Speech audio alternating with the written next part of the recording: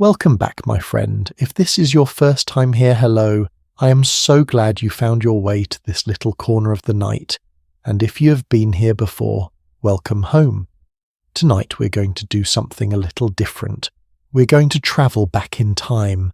Not to wars or kingdoms or royal scandals, though do not worry, we will get to those eventually. Tonight we're going to talk about ordinary people. People who woke up every single morning, laced up their boots and went to work at a job so strange, so specific, so wonderfully bizarre that it simply does not exist anymore. And the very first one, it might be the most delightful job in all of human history, because here is the thing before alarm clocks, before smartphones buzzing on your nightstand, before that cruel little sound that yanks you out of a perfectly good dream at 6 a.m, someone had to wake you up, manually, by standing outside your bedroom window and poking you. Now, before we go any further, if you are enjoying this already, if something about tonight just feels right, take a quiet moment and hit that subscribe button. Leave a like, maybe share this with someone you love, who also cannot fall asleep without a good story. And I want to know, where are you right now as you listen to this? Are you in bed lights already off on the couch with a blanket? Tell me in the comments. I genuinely read every single one, and your words mean more than you know. Now go ahead and dim the lights just a little lower. Let the room get soft and quiet, and let me take you somewhere. Let us go to England. The year is 1865. The Industrial Revolution is in full swing. Manchester leads. Birmingham, cities that never really sleep, cities built on the rhythm of factory whistles and coal smoke, and the sound of 10,000 boots on cobblestone. The textile mills open at 5 a.m.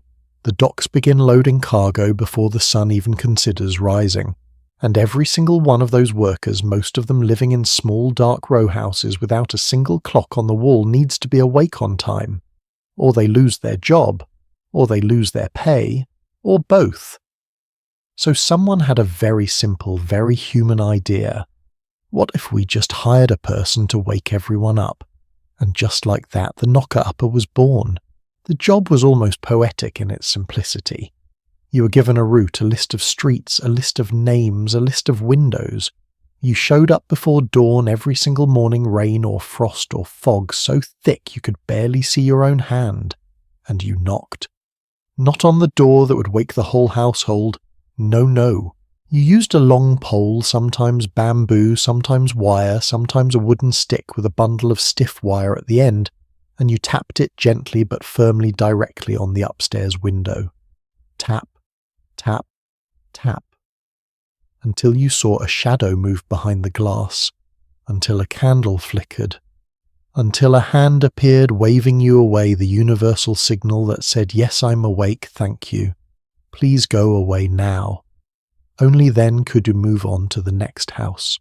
Now you might be wondering, and honestly, this is the question that made me fall in love with this whole story. Who knocked on the knocker-upper's window?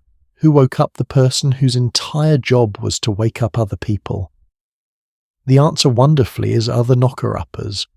Some of them set their own internal clocks. Years of early rising had simply rewired their bodies. Some used loud alarm clocks they could afford once they were earning a steady wage, and in at least a few recorded cases, knocker-uppers in the same neighbourhood would knock on each other's windows.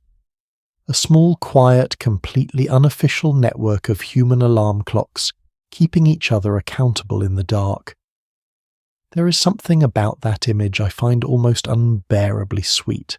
The most famous knocker-upper we know by name is a woman named Mary Smith, who worked the streets of East London in the early 20th century. She charged 6pence a week per household, which when you do the math was a modest but reliable living for a working-class woman at the time, and her tool of choice was not a long pole. Mary Smith used a peashooter. She would load dried peas, actual dried peas, the kind you might put in soup, and blow them through a long tin tube directly at her clients' windows. Tap, tap, tap, tap, tap. There is a photograph of her that has survived to this day, taken around 1931. A woman in a long coat and flat cap tube raised to her lips, one eye squinted, aiming with complete professional seriousness at an upstairs window on Brancroft Road. She looks like the most dignified person in the world. By some estimates, there were hundreds of knocker-uppers working in British industrial cities at the peak of the profession, roughly from the 1850s through to the 1920s. Some were elderly men who could no longer work in the mills. Some were women whose husbands had died or left. Some were teenagers saving money. The pay varied. Some charged a penny a week. Some charged more for earlier wake times or for clients who were notoriously heavy sleepers. Yes, extra fees for difficult sleepers. I would have been their most profitable customer.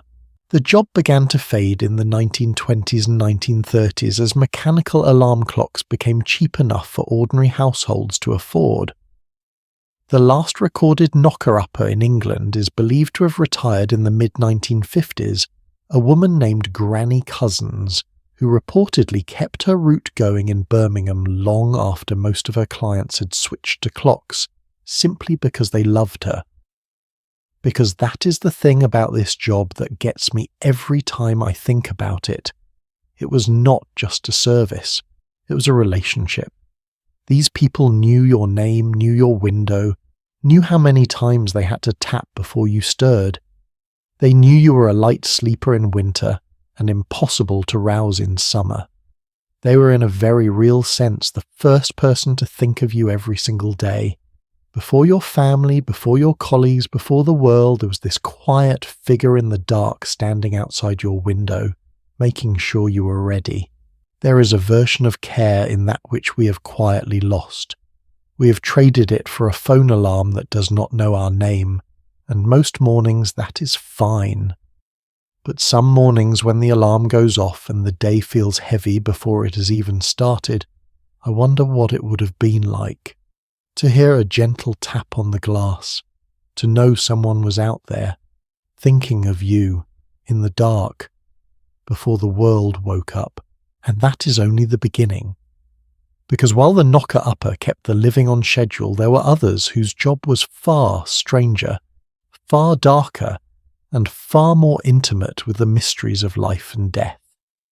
Up next, we go deeper into the night, into the churchyards of 19th century Britain, where a different kind of worker had a very different relationship with the sleeping. Stay with me. There is a question that has haunted me ever since I first read about this.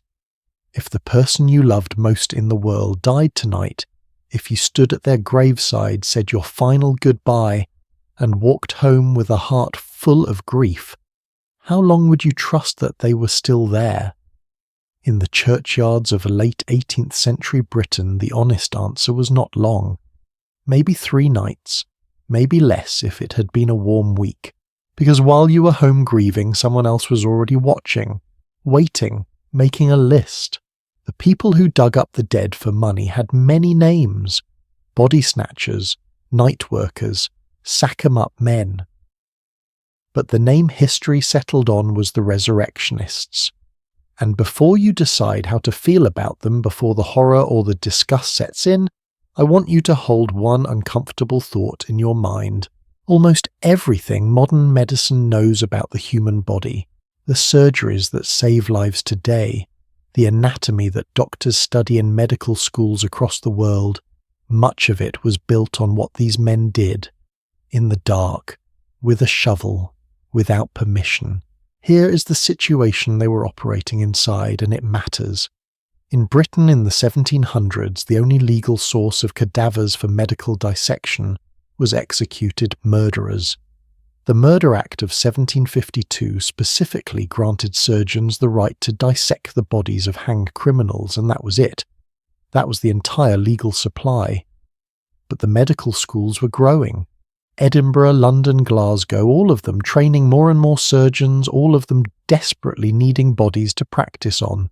By the 1820s, some estimates put the number of medical students in London alone at over 1,000. And the number of executed murderers available for dissection each year around 50. 50 bodies for 1,000 students. You can see the problem.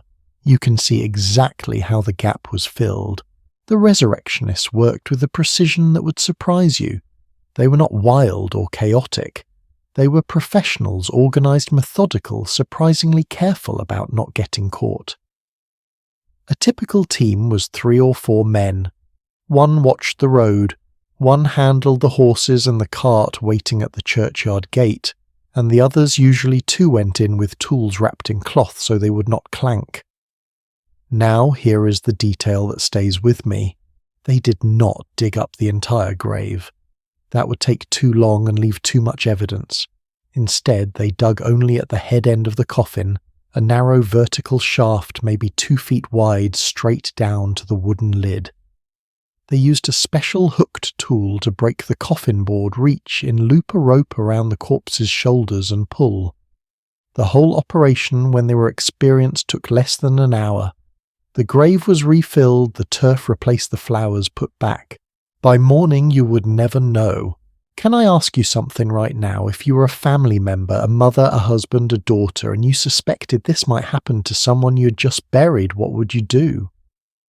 Because the people of this era asked themselves exactly that question, and the answers they came up with were extraordinary. Wealthy families hired night watchmen to guard fresh graves, sometimes for up to 2 weeks, which was roughly how long a body remained useful to a medical school before decomposition made it unusable. Some families built iron cages around their tombstones, heavy bolted locked structures called mort safes, many of which you can still find today in Scottish churchyards, rusting quietly among ordinary headstones. Others buried their dead in specially designed vaults with stone floors so no shovel could reach them. And some, this is the detail that breaks my heart a little, some families simply could not afford any of that. They could only hope. And sometimes hope was not enough. The trade was remarkably well organised for something entirely illegal. London had a going rate. In the 1820s, a fresh adult body sold to a medical school for between £8 and £14, roughly equivalent to several $100s today. A child's body was sold by the inch. I will let that sit for a moment. The surgeons who purchased them were not ignorant of where the bodies came from.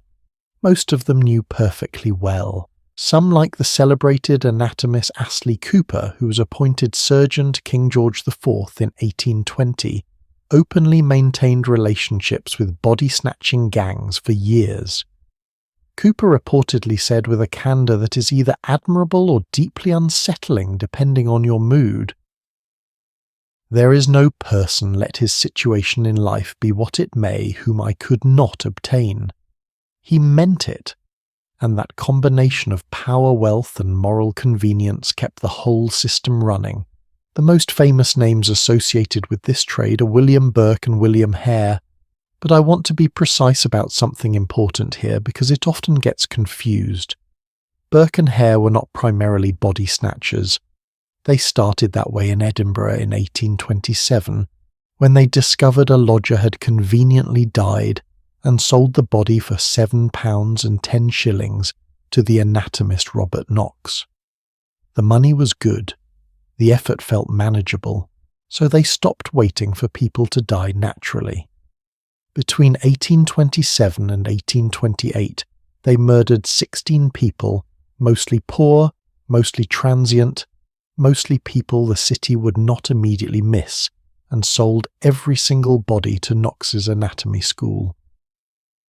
When they were finally caught, Burke was hanged in January of 1829. His body was with a dark justice that even history rarely manages publicly dissected. His skeleton remains on display at the University of Edinburgh Medical School to this day, and Robert Knox, who purchased the bodies and asked very few questions, he was never charged with a crime. The Burke and Hare case did accomplish one thing, though. It frightened Parliament badly enough to finally act. The Anatomy Act of 1832 changed everything. Under the new law, medical schools could now legally obtain the unclaimed bodies of people who had died in workhouses and public hospitals, which is a reform that sounds humane on paper, but in practice meant that the poor who had no money for a private burial and no family to claim them became the new legal supply. The rich were safe. The poor were dissected. The resurrectionists were almost overnight out of a job, not because society had solved the ethical problem, but because it had found a cheaper and more legal way to ignore it. There is a graveyard in Edinburgh, the old Greyfriars Kirkyard, where you can still see the mortsafes rusting over certain graves. Heavy iron lattices bolted into the ground, blackened with age. Most tourists walk past them without knowing what they are. But if you stop and look, really look, you're looking at grief in its most physical form. Someone loved the person under that iron. Someone could not afford to simply trust that love was enough to protect them.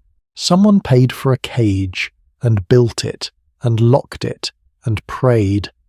That is not just history. That is the oldest human instinct there is, the need to protect the people we love even after they are gone. Even when the world is watching, even when the night is very dark. The resurrectionists are gone now. Medical schools have legal, ethical, voluntary donation programs. Bodies are treated with respect and gratitude. The iron cages in the old churchyards are now curiosities for tourists and historians. But the question underneath it all, who owns a body after death, who has the right to use it, what we owe each other, even when someone is no longer here to speak for themselves, that question has never fully gone away. It just wears different clothes in different centuries. Now, if the resurrectionists disturbed you even a little, I want you to take a slow breath. Because what comes next is something quieter, something older, something that happened not in the churchyard in the dark of night, but right there in the family home in the candlelight with the whole village watching. A man would sit beside your dead. He would eat bread laid across their chest. He would drink wine poured in their name. And in doing so, he would take everything they had done wrong in their life, every lie, every cruelty, every small sin, and carry it out the door with him, so that you could rest easy. And so could they. Stay with me. Close your eyes for just a moment. Imagine someone in your life has just passed away. Someone you loved, maybe imperfectly the way we love most people. Maybe there were things left unsaid between you. Maybe there were years of small disappointments, quiet arguments, moments of unkindness that never got resolved. And now it is too late. The words will never be spoken. The apology will never come. So what do you do with all of that? In the rural villages of Wales and the English borderlands in the counties of Shropshire, Hereford and the quieter valleys that history tends to overlook, they had an answer. You called a man. He came to the house. He sat beside the body. He ate. And when he walked out the door, he carried every sin that person had ever committed, right out of the house, right out of the world. The Sin Eater. Even the name feels like something from a dream, does it not? And yet this was a real profession documented by historians, recorded in parish accounts, described by travellers and folklorists who witnessed it firsthand as late as the early 20th century. The ritual itself was surprisingly consistent across the regions where it was practiced. When someone died, the family would send word. The Sin Eater would arrive usually quietly through the back door or a side entrance, never through the front. A piece of bread would be placed on the chest of the deceased. A bowl of salt was set beside it. A cup of ale or cider was poured. The Sin Eater would eat the bread, consume the salt, drink the ale, all while leaning over the body, sometimes reciting words, sometimes in complete silence. And in doing so, the community believed he absorbed the moral weight of that person's entire life. Every lie, every theft, every cruelty, every broken promise, all of it transferred, all of it gone from the soul of the dead, gone and now living inside him. Now here is the part of this story that I cannot stop thinking about. The Sin Eater was paid. Usually a small amount. Historical record from Shropshire in the 17th century mention payments of sixpence, sometimes a shilling, sometimes just the food itself. Not much.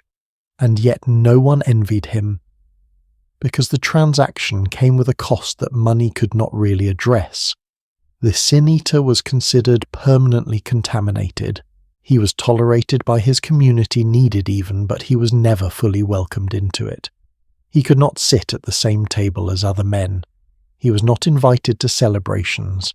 In many villages he lived at the edge of things, literally and figuratively, at the edge of the settlement, at the edge of respectability, at the edge of the community's moral imagination. He was the person everyone needed and nobody wanted to become. Does that remind you of anyone in your own life? The person who is always called when something is difficult. The one who absorbs everyone else's grief, everyone else's mess, everyone else's unfinished business. The one who is essential and somehow also invisible. I think there is a reason this particular job reaches across the centuries and still feels familiar, because the human need, it was answering the need to put something unresolvable to rest. The need to close a chapter that feels impossible to close, that need has never gone away. We just do not have a name for it anymore. The earliest written reference to the practice appears in the diaries of the antiquarian John Aubrey, who described it in detail around 1686. Aubrey wrote about a sin-eater he had heard of in Herefordshire, an old man very poor who was hired regularly for this purpose, and who was, in Aubrey's words, long, lean, ugly, lamentable poor. That description, sit with it. Long, lean, ugly, lamentable poor. Not written with contempt exactly, but without warmth either, as though the man's appearance was simply the logical outcome of his occupation, as though carrying other people's sins had gradually made itself visible on his body. I do not know whether that is how Aubrey meant it, but I know it is how I read it. The ritual was not universally accepted even within the communities that practiced it. The Church of England took a dim view, to put it very gently. Several clergymen recorded their objections not only to the theology of it, which was dubious by any orthodox standard, but to the social reality of it, because the sin-eater ritual placed the resolution of sin in the hands of a human being rather than in the hands of God or the Church. It was a workaround, a folk solution to a problem the official religion had not fully solved, the problem of what happens to the ordinary imperfect person who dies with things unresolved. Not a murderer, not a saint, just a regular person who had lived a complicated life and had not quite gotten around to making everything right. The Church said, pray, confess, hope. The people of rural Wales said, there is a man at the edge of the village, send for him. The most documented sin-eater in English history, the one whose name and grave we can actually visit today, was a man named Richard Munslow. He lived in the village of Rattlinghope in Shropshire, and he was not by any account the desperate and destitute figure that Aubrey had described 2 centuries earlier. Richard Munslow was a farmer. He owned land. He was, by the standards of rural Shropshire in the mid-19th century, reasonably comfortable. So why did he take up the role historians believe it was grief? Munslow had lost 4 of his children, 4 of them to scarlet fever in a single terrible year. And something in that experience, something in that particular weight of loss, seems to have drawn him toward the ritual, as though he understood from the inside what it meant to need a door to close. Richard Munslow died in 1906. He is buried in the churchyard of St. Margaret's in Rattlinghope. His gravestone was restored in 2010, paid for by donations from local people who wanted to make sure this last chapter of a very old story was not forgotten. I went looking for accounts of what the actual moment felt like, not the ritual itself, but the experience of watching it. And I found a description in the writing of the Welsh folklorist Mary Curtis, recorded in the late 19th century, of a sin-eater ceremony she had either witnessed or heard described in close detail. She wrote about the silence in the room, about the way the family stood back near the walls as though they understood this was not their moment, about the sound of the sin-eater chewing. and about the way when it was over, when he stood up, took his payment and moved toward the door, the atmosphere in the room changed. She described it as a lightening. Not joy, not relief exactly, just lighter, as though something heavy had been carried out. Whether or not you believe that is theologically possible, I find myself moved by the fact that people experienced it that way, that the act of ritual of intention of one person willingly taking on what another person could no longer carry, that this created something real enough to be felt in a room. The practice faded quietly through the late 19th century. No law abolished it. No scandal ended it. It simply became unnecessary as literacy rose, as the church consolidated its grip on rural communities, as the old folk customs gradually gave way to modernity. The last recorded ceremony is believed to have been sometime around the turn of the 20th century, and with Richard Munslow's death in 1906 the last known practitioner was gone. What stays with me about the Sin Eater is not the strangeness of it. It is the tenderness underneath it. The idea that a community loved its dead enough to find a solution, however imperfect, however strange, to the problem of unresolved lives. That they looked at an ordinary person who had made ordinary mistakes and said, "We do not want you to carry this where you are going. Let someone take it from you. Let it end here."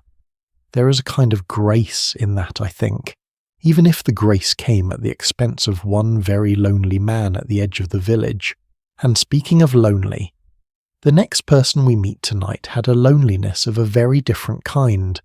Not the loneliness of being needed and never welcomed, but the loneliness of a body that was permanently marked by its work. A body that waded into the cold and the dark so that doctors could do their jobs. A body specifically covered in leeches. Stay with me. Picture this for a moment. You're standing at the edge of a pond somewhere in rural France. The year is 1830. The water is dark and still the colour of strong tea. Somewhere beneath the surface, in the cold mud at the bottom, there are creatures waiting. And your job, the job you will do every single morning until your legs give out or the season ends, is to walk in. No boots, no protection.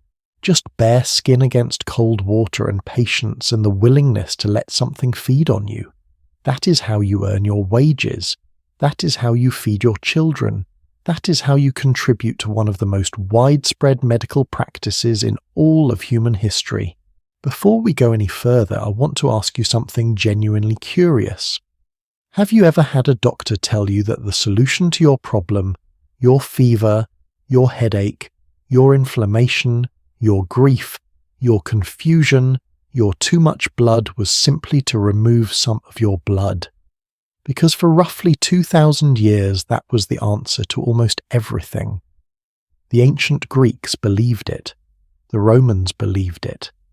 Medieval physicians built entire careers around it. And by the early 19th century, the practice of bloodletting had reached a kind of peak. A fever pitch, you might say, that transformed a small, unremarkable creature living in freshwater ponds across Europe into one of the most commercially valuable animals on the continent. The medicinal leech, Hirudo medicinalis if you want the formal name, a soft-bodied, eyeless, magnificently unappealing little animal that could attach itself to human skin and remove between 5 and 15 millilitres of blood per feeding. And for several decades the demand for them was almost impossible to satisfy. At the height of leech mania, and I use that word deliberately because there is really no other word for what happened, France alone was importing roughly 40 million leeches per year. 40 million. By the 1830s and 1840s, the French physician François-Joseph Victor Broussais had built an entire medical philosophy around the idea that almost all disease was caused by inflammation, and that inflammation was best treated by aggressive bloodletting. He was famous. He was influential. He was by many accounts completely wrong, but that would only become clear later. In the meantime, his followers were applying leeches to patients by the dozens. Broussais himself reportedly used up to 50 leeches on a single patient in a single session. Some accounts suggest he applied as many as 100 leeches at once in severe cases. 100 leeches on one person. I will give you a moment to sit with that image. The leeches had to come from somewhere, and the people who collected them, who waded into ponds and marshes and drainage ditches to gather them, were overwhelmingly women, older women specifically, poor women, women who had no other options or who had exhausted the ones they had. The work was straightforward in the way that only truly brutal work ever is. You rolled up your skirts or removed your stockings entirely and you walked into the water. The leeches, attracted by warmth and movement, would find you. They would attach to your ankles, your calves, the backs of your knees. You would wait sometimes, standing perfectly still for 20 minutes or more, and then you would wade out and remove them carefully, depositing them into buckets or clay pots filled with water. Then you would go back in. You did this all day. Now I want you to think about what this actually meant for a body over time. Each leech bite left a small wound. The leech's saliva contains a natural anticoagulant called hiruidin, a substance so effective at preventing clotting that refined versions of it are still used in modern medicine today, which meant that every bite kept bleeding long after the leech was removed. Some collectors described finishing a day's work with their legs streaming with thin lines of blood, the wounds refusing to close for hours. Over weeks and months of this, over a season, over a career, the legs of an experienced leech collector told a story in scars. There are accounts from physicians of the era describing the skin of older female collectors as permanently marked, permanently scarred, with a texture they described in terms I will not repeat here because they were unkind. These women were literally giving their bodies incrementally wound by wound to keep the medical establishment supplied. And the medical establishment, for the most part, did not think very much about them at all. The economics of the trade were as lopsided as you might expect. A leech collector in rural England in the 1820s might earn between 1 and 2 shillings per 100 leeches collected, which sounds like it adds up until you realise how long it actually took to collect 100 leeches from a depleted pond. Meanwhile, a medical practitioner in London was charging patients handsomely for the privilege of having those same leeches applied to their skin. The gap between what the collector earned and what the physician charged was, let us say, significant, and it ran in one direction only. Here is the part of this story that I find genuinely haunting, and I mean that in the most literal sense. The collectors did not just deplete themselves, they depleted the ponds. By the mid-19th century, wild leech populations across France, Germany, England, and much of Eastern Europe had been harvested so aggressively that they were becoming genuinely scarce. Hungary, which had been one of the great natural leech habitats of Europe, saw its populations collapse so severely that the government eventually had to restrict harvesting. Sweden banned leech exports entirely by 1848. The very creatures that the collectors had been pulling out of the water for decades were disappearing, which meant the collectors had to travel farther, work harder, wade into worse water, take greater risks for fewer leeches at the same price. An entire ecosystem was being quietly destroyed to support a medical theory that was already being questioned by the time the damage became visible. That is a particular kind of tragedy, is it not? The people at the bottom of the chain, the women in the cold water paying the highest price for something they had no say in designing. I think about one woman in particular, though I do not know her name. I found a single paragraph about her in a 19th century survey of rural labour conditions in Lincolnshire, England. She was described simply as an elderly widow living alone near a drainage fen who had been collecting leeches for over 20 years.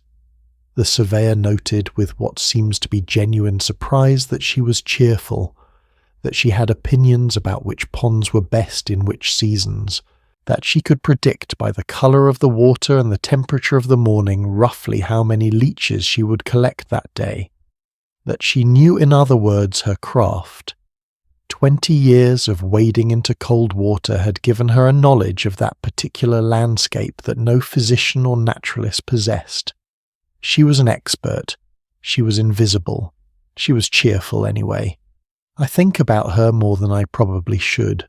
The leech trade began to collapse in the second half of the 19th century, not only because wild populations had been devastated, but because medical science was slowly and reluctantly beginning to acknowledge that bloodletting did not actually work.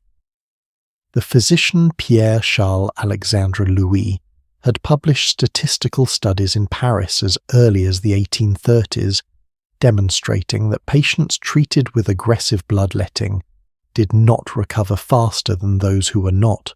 His work was largely ignored for years, but eventually the evidence accumulated past the point where it could be dismissed. By the 1870s and 1880s, the age of the leech was winding down. Leech farms attempted to fill the gap left by depleted wild populations, but demand was shrinking faster than supply could be managed, and the women who had waded into the ponds for generations simply stopped. There was nothing left to collect. There was no one left asking for it. Here is what I carry from this story. The leech collectors were never celebrated. They never appeared in paintings or poetry or the newspapers of their era. They were a footnote to a medical practice that turned out to be largely mistaken, performed by women whose names we do not know, whose bodies bore the cost, whose expertise died with them. And yet they were essential. Without them the doctors had nothing. Without them, the whole elaborate apparatus of 19th century medicine, the consulting rooms, the leather bags, the confident diagnoses had no raw material to work with. They were the foundation of something they were never allowed to be part of. I find that worth remembering, even especially when no one else does. Now we have spent a good deal of tonight in the water and in the dark. In the next part of our journey we come up for air. We step into something louder, brighter, and in its own way just as strange. We're going to meet a man who chased rats for a living, and who was improbably something of a celebrity. A man who dressed for the occasion, who performed for crowds, who supplied his most dangerous catches alive to the gambling dens of Victorian London, where a terrier and a bucket of rats could draw a paying audience on any given Tuesday night. The rat catcher is waiting. Let me tell you about a man who wore a self-designed uniform to catch rats, who carried a brass-crowned staff like a sceptre, who bred his own strain of piebald rats, black and white, spotted almost decorative, and sold them as pets to the Victorian middle class, who once handed a live rat to Queen Victoria herself, reportedly, without her objecting. His name was Jack Black. He held the official title of Rat and Mole Destroyer to Her Majesty Queen Victoria, and he was by any reasonable measure one of the most fascinating working-class figures of 19th century London. Now, before we spend time with Jack specifically, I want to set the scene, because the world he operated in is one that most of us have never really thought about, and it is stranger and more layered than the simple phrase rat catcher suggests. Victorian London had a rat problem of genuinely staggering proportions. The city's population had exploded from roughly 1 million people in 1800 to over 2.5 million by 1850 and still growing. The infrastructure had not kept pace.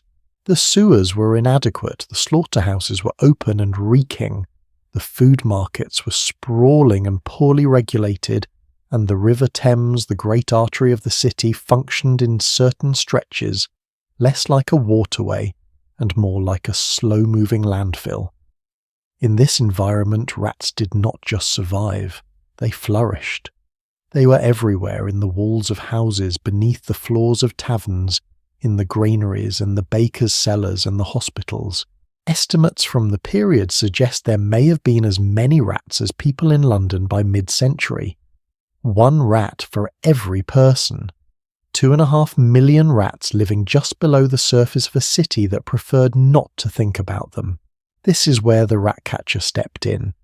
and the job was in practice much more complex than the title implies.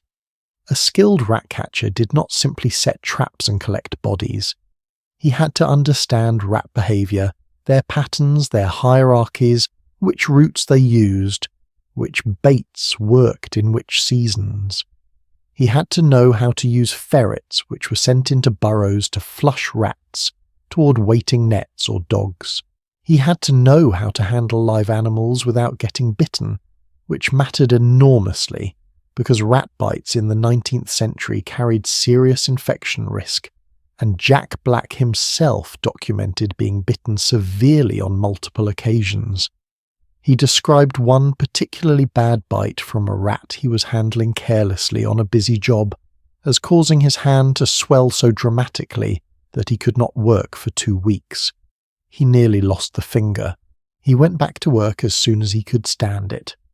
Because the rats were not going to catch themselves, Jack Black came to public attention largely through the journalist Henry Mayhew, whose extraordinary survey of London street life published in the early 1850s under the title London Labour and the London Poor included a long interview with Black that remains one of the most vivid portraits of Victorian working life ever recorded. Mayhew described him in detail. Jack Black wore a costume of his own invention, a velveteen coat, a leather sash studded with cast-iron rats and a top hat. He carried his brass-topped staff. He had by his own account caught enough rats over his career to fill several large rooms, though he was characteristically vague about the exact number in the way that all great storytellers are vague about the details that cannot be verified. What Mayhew captured so beautifully in that interview is not just what Black did, but how he thought about what he did. Black was proud. Genuinely, specifically proud, not of being useful, not of serving the public health, but of being skilled, of knowing things other people did not know, of being the best at something, even if that something involved crawling under floorboards in the dark. Here is the question that genuinely interests me about Jack Black. He was rat catcher to the Queen. He had a royal warrant and official endorsement from the palace. And yet he was still unmistakably a working man. He was not invited to dine at the houses whose rat problems he solved. He entered through the tradesman's entrance, did his work, collected his fee, and left. The warrant was a distinction. It was the Victorian equivalent of a verified check mark, I suppose, but it did not change what he was in the social order. He was useful. He was respected in the way that skilled tradespeople are respected, but he was not equal. I think about that quite a lot. The gap between being recognised and being included, between being valued and being seen. Jack Black navigated that gap with what I can only describe as magnificent flair. He made himself impossible to overlook. He dressed for the job he had, not the job he was never going to be given. And in doing so, he turned rat catching into a kind of performance. Which brings us to the part of this story that is equal parts fascinating and I will admit uncomfortable, the rat-baiting pits. In Victorian London and in many other British cities there existed a form of popular entertainment called rat-baiting. A pit, typically a circular enclosure about 6 feet across with walls too smooth for anything to climb, would be filled with a specific number of live rats. Then a dog, almost always a small fast terrier, would be dropped in, and a timer would start. The wager was on how many rats the dog could kill in a given time. The crowds were loud. The betting was serious. The most famous venue in London for this sport was a place called the Westminster Pit, operated for many years by a man named Jimmy Shaw, who kept as many as 2,000 live rats on his premises at any given time to supply the weekly contests. 2,000 live rats in central London in a building by choice. And here is the detail that gives the whole story its particular twist. Rat catchers like Jack Black did not only supply the pest control market, they also supplied the pits. A live rat was worth more than a dead one. A healthy, large, aggressive rat, the kind that would put up a good fight in the pit, was worth considerably more than a small, sickly one. So the rat catcher had a commercial incentive not to kill every rat he caught, but to sort them, to evaluate them, to bring the best ones to market alive. He was in a very real sense both the solution to the rat problem and a part of the ecosystem that kept the rat economy running. The city needed him to reduce the rat population. The entertainment industry needed him to maintain it. He served both masters cheerfully and charged accordingly. I find something almost philosophically interesting in that contradiction. The rat catcher was not confused about it. He was just practical.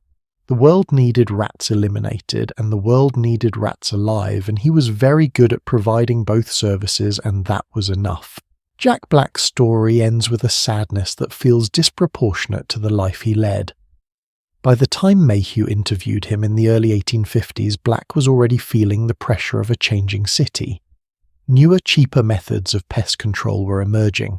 The great reform of the London sewers, the engineering project that Joseph Basil Gett would undertake in the 1860s, would eventually transform the city's underground infrastructure so dramatically that the rat population, while never eliminated, became far more manageable. And the rat-baiting pits, which had provided a significant secondary income stream for men like Black, were eventually outlawed under cruelty to animals legislation later in the century. The market contracted.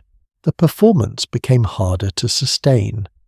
Henry Mayhew noted almost in passing that Jack Black had fallen into poverty by the time their interview concluded, that the uniform, the staff, the royal warrant, none of it had translated into security. He had been famous in his way. He had been royal in his way. And he had ended up the way so many skilled working people of his era ended up used up, overlooked, and quietly forgotten. Except that Mayhew wrote it down, and so we know his name. That is the thing about history that moves me most, I think. Not the kings and their wars, not the great inventions and the men who got credit for them, but the Jack Blacks, the people who put on a velveteen coat and a sash of cast-iron rats and said, "This is my work and I am going to do it with everything I have." The people whose names survived only because one curious journalist happened to ask. What would we know if more people had asked? From the noise of the rat-baiting pits, we move now into something altogether quieter. We step into a factory floor in Cuba in the 1860s. The air is thick with the smell of tobacco. Hundreds of workers sit at long tables, their hands moving in the same careful, practiced motions. And above them all, on a raised platform at the end of the room, a single man sits in a chair. He's not rolling cigars. He's not managing the workers. He is reading, out loud, to everyone. And the book he is reading, the choice made democratically by the workers themselves, is Anna Karenina. Stay with me. Something I keep coming back to whenever I think about the history of work is this question. What did people think about while their hands were busy? Because human hands can learn almost anything, rolling, folding, stitching, assembling until the motion becomes so automatic it barely requires conscious thought. And then the mind is just there, floating, available for hours at a time.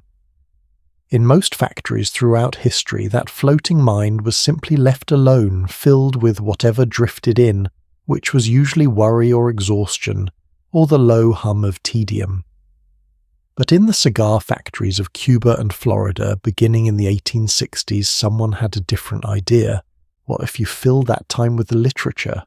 What if you hired a person, one person paid by the workers themselves from their own wages, to sit at the front of the room every single day and read aloud? What if the hands made cigars and the mind travelled to St. Petersburg with Anna Karenina? The practice was called La Lectura, the reading, and the person who performed it was called the Lector. It began formally in Havana in 1865 at the El Figaro cigar factory, where a man named Saturnino Martinez, a poet and labour activist, first proposed and organised the system. The idea was straightforward but genuinely radical for its time. Workers would contribute a small amount from their wages each week, typically around a penny or two per day, and that collective fund would pay the salary of a professional reader. The Lector would read twice daily, once in the morning, usually a newspaper to keep the workers informed of current events, and once in the afternoon, a book, typically a novel, chosen by vote among the workers themselves. That last detail is the one I find most remarkable. The workers voted on what they wanted to hear, not the factory owner, not a supervisor, not a government official or a priest. The people rolling cigars with their hands decided what would fill their minds, and they chose seriously. They chose Tolstoy and Victor Hugo and Alexandre Dumas. They chose political pamphlets and revolutionary theory, alongside adventure stories and romances. They were in every meaningful sense designing their own education. Think about what this means for a moment. Many of these workers could not read. Literacy rates in 19th century Cuba, particularly among the working poor, were low. And yet by gathering around the Lector's platform every afternoon for years, workers became intimately familiar with some of the most demanding literature in the world. There are accounts of cigar workers who had never attended a single day of formal school being able to discuss the themes of Les Miserables in detail. Who could argue about the political philosophy in the works they had heard? Who could quote passages from novels they had absorbed entirely through their ears, the way previous generations had absorbed scripture? The Lector did not simplify the material. He read it as written. He trusted his audience, and his audience almost without exception rose to meet that trust. In the factories of Ybor City in Tampa, Florida, where Cuban cigar makers had migrated in large numbers beginning in the 1880s, the Lector tradition transplanted itself so completely that it became the defining cultural institution of the community. At its peak in the early 20th century, there were over 200 cigar factories operating in Ybor City, and most of them employed a Lector. The Lectors were not just readers, they were performers.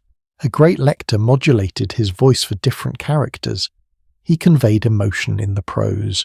He knew when to slow down for a difficult passage and when to accelerate through an exciting one. He understood his audience knew which workers responded to drama, which ones perked up at political argument, which ones would nudge each other and grin when the romantic passages arrived. The best Lectors were genuinely beloved. Workers would follow a particularly gifted Lector from factory to factory. If he changed his post the way I suppose you might follow a favourite podcast host across platforms today, except that this man was physically present 5 days a week reading to you in real time. One name that comes up repeatedly in the historical record of Tampa's Lector tradition is Ramon Valdez. Valdez was described by workers who remembered him as having a voice that could make a cigar factory feel like a theatre. He was known for his readings of the novels of Émile Zola, whose unflinching portraits of working-class life resonated deeply with an audience that recognized their own experiences in the pages. He was also known, according to several oral history accounts recorded in the 20th century, for pausing at particularly powerful moments and letting the silence sit. Just breathing, letting the words settle into the room. The workers kept rolling their cigars. Their hands never stopped. But in those moments of silence, you could hear workers who were there described it this way. You could hear the whole room thinking, "That is a remarkable thing to be able to say about a factory floor." Now here is the part of this story where it takes a turn, and I want to be honest that this turn bothers me even now, even knowing how it ends. The Lectors did not disappear because of technology.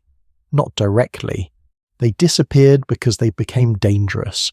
The workers of Ybor City were not passive listeners.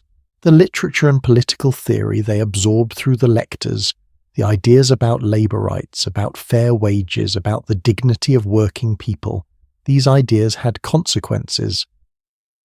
The cigar workers of Tampa were among the most organised and politically active labour groups in the early 20th century United States. They went on strike repeatedly and effectively. They understood their collective power with a clarity that their employers found deeply inconvenient, and the employers at various points made the connection explicitly. In 1931, following a particularly contentious period of labour unrest, the factory owners of Ybor City moved collectively to ban the Lectors. They did not cite economics. They did not cite efficiency. They cited the content of the readings, specifically the political material. They argued that the Lectors were agitating the workers, which was of course entirely true. But what they were really saying was this: we will not pay people to think. We will not fund our own opposition. We will not allow the hands to become connected to a mind that has been reading Victor Hugo. The workers did not accept it quietly. Strikes broke out across the factories of Ybor City in response to the ban. Workers carried signs that read in Spanish, "We want our readers back." The strikes ultimately failed. The factory owners had the economic leverage as factory owners usually do, and the Lectors did not return. Some of them found work in other places. Some gave public readings at social clubs and mutual aid societies that the Cuban community had built in Tampa. Some simply stopped. The tradition lingered in Cuba itself somewhat longer, and the government there eventually gave official recognition to the Lector tradition, protecting it as a cultural practice. A handful of Lectors were still working in Cuban factories into the late 20th century. But the great era, the era of 200 factories and 200 readers of Anna Karenina on the factory floor, and Victor Hugo in the rolling room that was over by the 1930s, what I find hardest to let go of thinking about all of this is not the Lectors themselves, it is the audience, the workers who voted on the books, who sat with their hands moving and their minds wide open, who listened to literature they had no other way of accessing and took it seriously, argued about it, quoted it, carried it home, who built collectively out of their own wages a kind of ongoing private university that met 5 days a week and had no entrance requirements and no graduation ceremony and no tuition except the small coins they pulled together every Friday. They did not wait to be given an education. They built one, with their hands and their pennies and a man on a platform with a book. I think that is one of the most quietly extraordinary things I've ever read about. And from the warmth of that factory floor we step now into the cold, into the dark and the wet, onto the deck of a warship somewhere in the English Channel, in the middle of a battle that has been going on long enough that the smoke is so thick you cannot see the far end of your own ship. The cannons need loading, the gunpowder needs carrying. And the person running through the smoke arms, full heart pounding, is not a soldier. He is a child. He is 8 years old. And this is his job. Stay with me. There is a particular kind of courage that history almost never talks about. Not the courage of generals making decisions on horseback, not the courage of officers standing at the front of the line, but the courage of someone who is terrified, genuinely, completely terrified, and who does what they are supposed to do anyway. Not because they understand the strategy, not because they believe in the cause with the full conviction of an adult who has thought it through, but simply because they were told to, because they did not know they had the option to refuse, because they were a child. Tonight we're going to talk about the powder monkeys, and I want to ask you before we go any further to hold something in your mind as you listen. These were real children, not metaphors, not symbols. Real boys, most of them between 8 and 14 years old, who woke up one morning on a warship in the middle of an ocean and went to work in conditions that no child should ever have experienced. Their story deserves to be told carefully, so let us be careful. First, the practical question, why children? Because the answer is not what you might assume. It was not simply callousness, though. Callousness certainly existed. It was in the cold logic of 18th century naval warfare a matter of engineering. The cannons on a warship of the line, the great guns that could fire a cannonball capable of passing through the hull of an enemy vessel, required a continuous supply of gunpowder during battle. That powder was stored deep in the ship in the magazine, which was located as far below the waterline as possible. This was deliberate. The magazine was the most dangerous place on the ship. A single spark reaching the powder stores could destroy the entire vessel in seconds. So the magazine was kept in near total darkness with felt-lined walls to prevent any friction, and with strict rules about who could enter and what they could carry. The powder had to travel from the magazine up to the gun decks through narrow ladders, through hatches, through corridors that a grown man had to turn sideways to navigate. And it had to travel fast. During battle, a cannon crew needed a fresh charge of powder approximately every 90 seconds. 90 seconds. For the duration of an engagement that might last 2 hours or more. The fastest way to move powder through the narrow arteries of a warship was to use the smallest, quickest people available, which meant children. A powder monkey's equipment was simple. He carried a cylindrical leather or wooden container called a cartridge box, roughly the size of a large hat box, which held a pre-measured charge of gunpowder wrapped in flannel. He would run from the magazine up the ladders across the gun deck to his assigned cannon crew, hand off the cartridge and run back, down again, through the hatch, back to the magazine, take the next cartridge, run, again, and again, and again, while the ship shook with the recoil of its own guns, while cannonballs from the enemy punched through the hull at unpredictable intervals, while the smoke thickened until you genuinely could not see more than a few feet in any direction, while men fell around you, while the noise, and this is the detail that stays with me, because former sailors wrote about it obsessively, while the noise was so total, so physically overwhelming, that it was not heard so much as felt like a fist hitting the chest with every discharge. And through all of that a child ran, back and forth, 90 seconds, again. The Battle of Trafalgar, fought on the 21st of October 1805 off the southwest coast of Spain, is one of the most documented naval engagements in British history. We know an extraordinary amount about what happened that day, the tactics, the casualties, the precise sequence of events aboard Admiral Horatio Nelson's flagship, the Victory. We know that Nelson was struck by a musket ball fired from the French ship Redoutable at approximately 1:15 in the afternoon. We know that he was carried below decks to the surgeon's quarters, where he died approximately 3 hours later. What is less often discussed is who else was on those decks.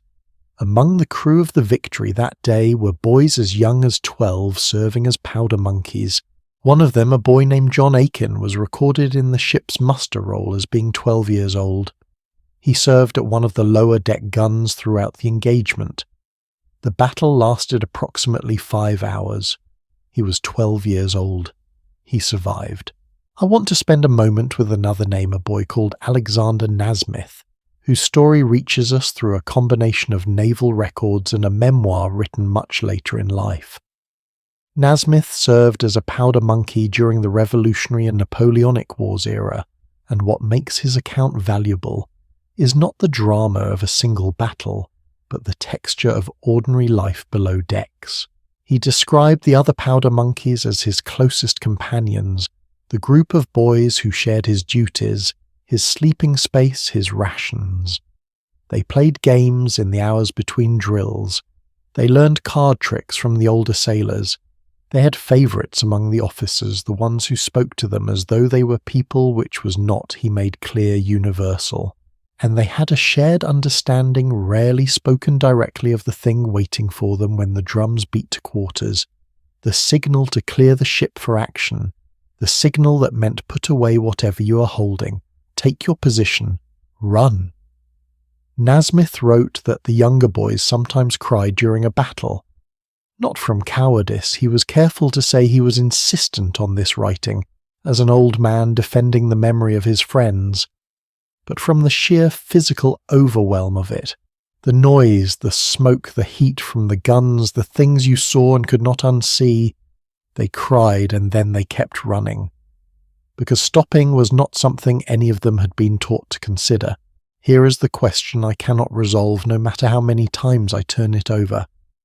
These children were not press-ganged in the way adult sailors sometimes were. Many of them came aboard voluntarily, or at least with the consent of a parent or guardian.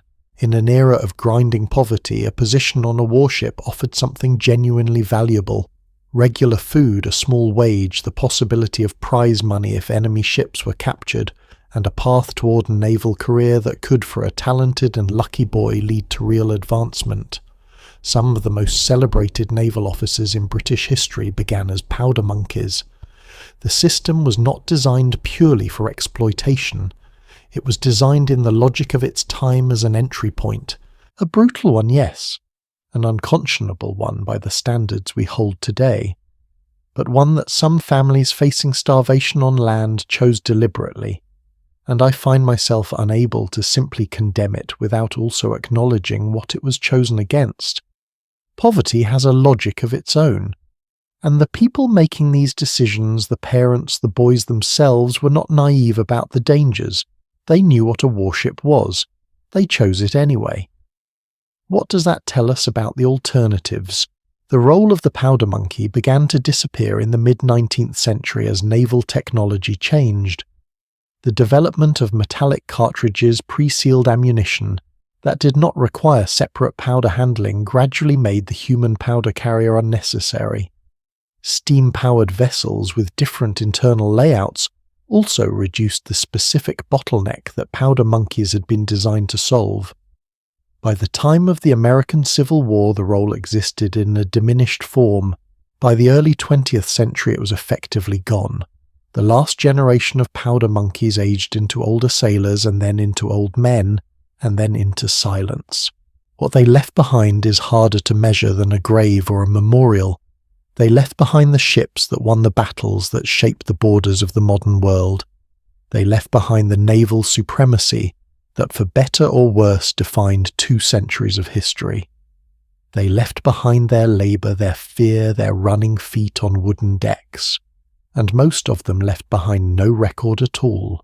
No diary, no memoir, no portrait. Just a name in a muster roll, a number next to an age, a line of ink that says he was here. He was this old. He ran. I think that is worth knowing, even if it is uncomfortable to know it, especially because it is uncomfortable to know it.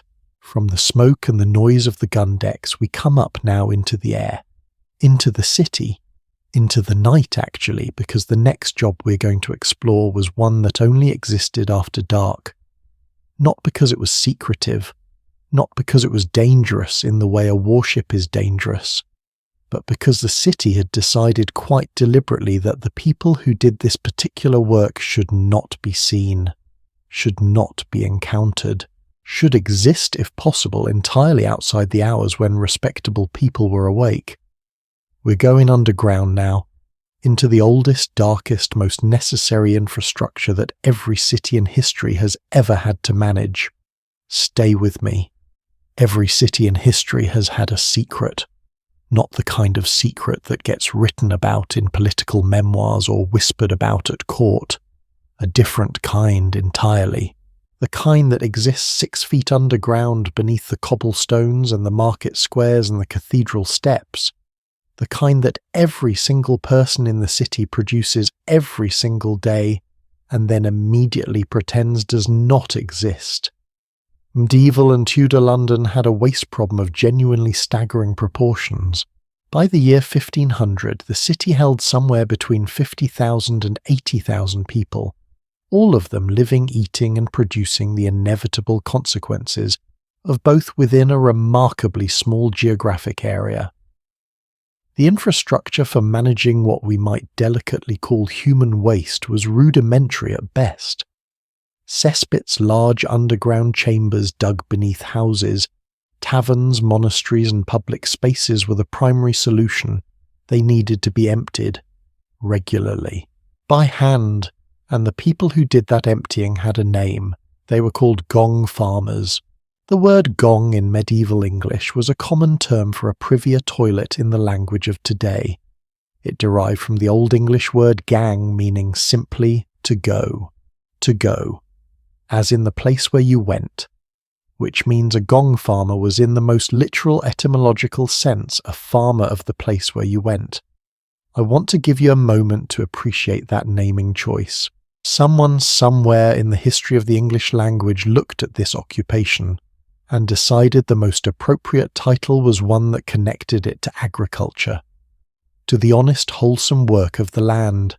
There is either profound poetry or magnificent denial in that, and I genuinely cannot decide which. The regulations surrounding gong farmers in Tudor London were extraordinarily specific, and that specificity tells you everything about how the city felt about them. They were permitted to work only between the hours of 9 in the evening and 5 in the morning, not because the work was technically better at night, but because the city did not want to see them, did not want to hear them, did not want to encounter them on the street while going about the business of daylight respectability. The gong farmer belonged to the dark. He was a creature of the hours when decent people slept, and when morning came he was expected to be gone back to his designated area of the city, back to the margins, back to the invisibility that the daylight hours required of him. The practical reality of the work was as demanding as you would imagine. A cesspit beneath a large household or tavern might accumulate several tons of waste before it required emptying.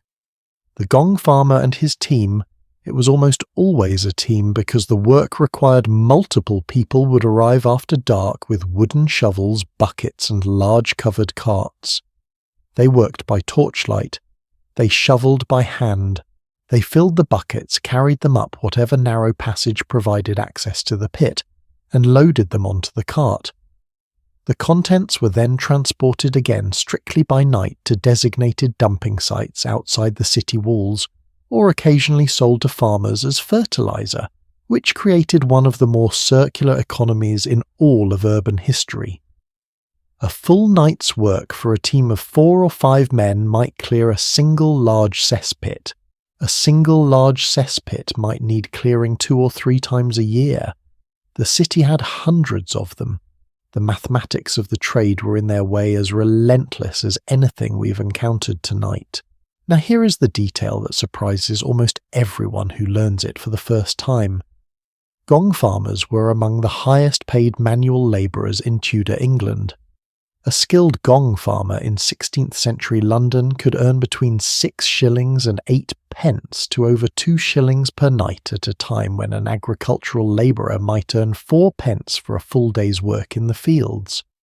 The gong farmer could earn in a single night what a field worker earned in a week, sometimes more.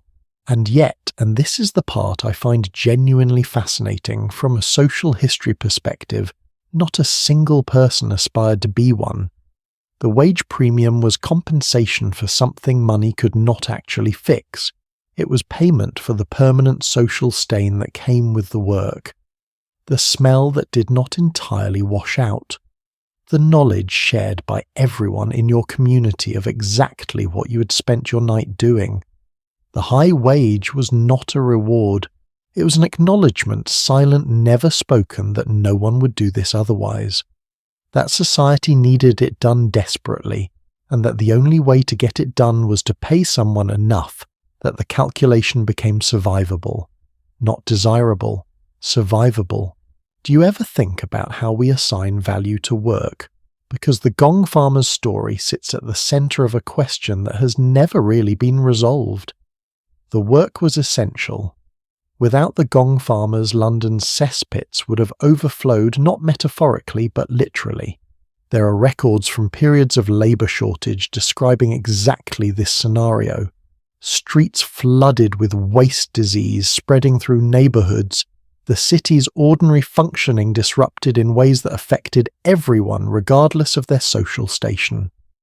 The gong farmer was in that very concrete sense more necessary to the survival of the city than most of the people who looked down on him, and the city responded to that necessity by paying him well and keeping him invisible, by making sure his wages compensated for the fact that his presence was unwanted, by building an entire social architecture designed to ensure that the dependence was never acknowledged during daylight hours.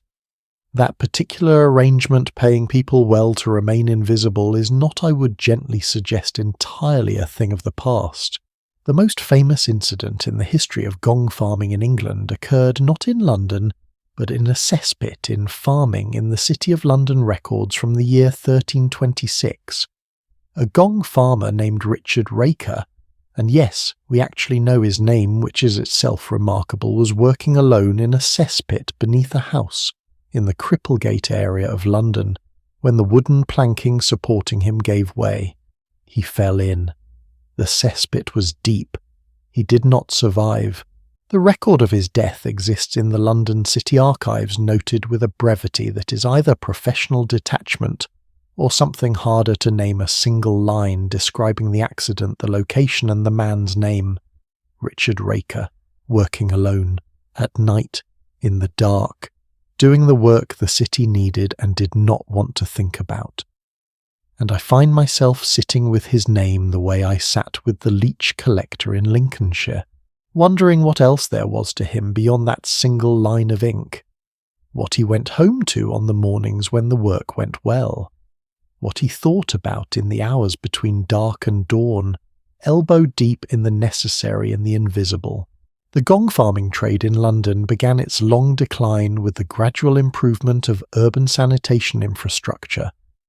The great sewer reform of the 19th century engineered by Joseph Bazalgette, following the notorious Great Stink of 1858 when the smell from the Thames became so unbearable that Parliament itself was forced to abandon its riverside chambers, transformed the underground architecture of London so completely that the cesspit economy largely collapsed.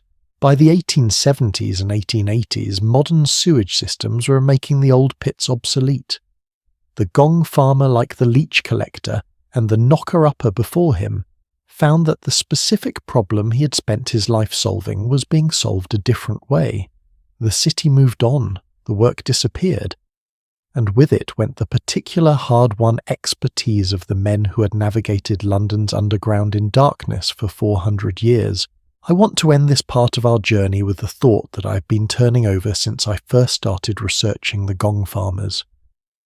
There is a long tradition in history of treating certain kinds of necessary work as shameful, of designing social systems that allow us to benefit from that work while maintaining a comfortable distance from the people who perform it.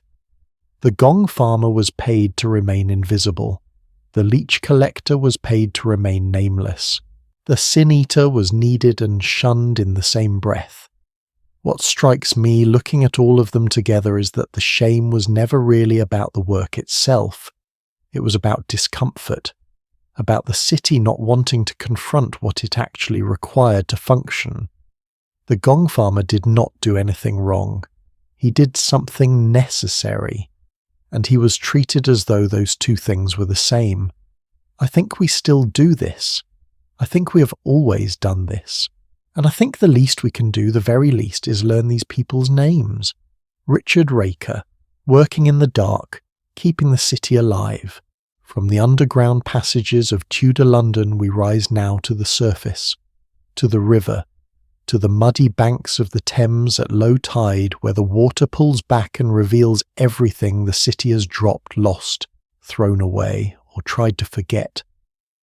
And where in the grey light of early morning small figures move through the mud with their eyes down and their hands reaching, looking for anything worth keeping, the mudlarks are waiting for us, and their story is sadder and stranger and more unexpectedly beautiful than you might expect.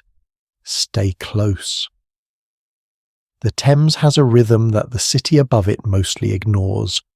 Twice a day, every day, without fail, the tide pulls back. The water retreats, and for a few hours, depending on the season, sometimes 2 hours, sometimes 3, a strip of riverbank is exposed that is normally hidden, Dark mud, thick and cold, smelling of river and time and everything the city has ever dropped into the water across 2,000 years of continuous habitation. Roman coins, medieval clay pipes, Tudor belt buckles, Victorian buttons, and sometimes on a good morning something extraordinary, something small and glinting in the grey light, something that was once in someone's pocket or on someone's finger, or pressed into a child's hand as a keepsake on a day they were trying not to forget. This particular strip of riverbank has been searched by human hands for centuries, but in the 19th century the people searching it were not historians or hobbyists. They were children, barefoot often, hungry usually, looking not for history but for anything worth a penny. Henry Mayhew, the journalist whose work on London street life we briefly encountered in Part 5, when we met the rat-catcher Jack Black, spent considerable time documenting the mudlarks of the Thames in the 1850s, and what he found was not what a romantic imagination might conjure.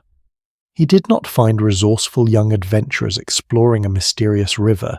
He found exhausted, underfed children, the youngest as young as 6 or 7 years old, wading through tidal mud in all weather, searching for coal fragments that had fallen from passing barges, for copper nails shaken loose from boat hulls, for rope fibres, bones, and occasionally the small coins or metal objects that the river periodically surrendered. Mayhew interviewed one girl he described as approximately 8 years old, though he noted she looked younger from the combination of poor nutrition and exposure to the elements. She'd been mudlarking for 2 years. She went to the river every morning at low tide. She rarely wore shoes because shoes became stuck in the mud and were difficult to retrieve. She earned on a good day perhaps a few pennies, on a bad day nothing. She did not know how to read. She did not know precisely how old she was, but she knew the Thames. She knew which stretches of bank held coal after a barge passed. She knew which sections of mud were safe to walk on, and which would pull at your feet and not release them easily. She knew the tide times without consulting anything the way you know your own heartbeat. The river was her workplace and her education, and her entire geography. Now I want to pause here for a moment and ask you something.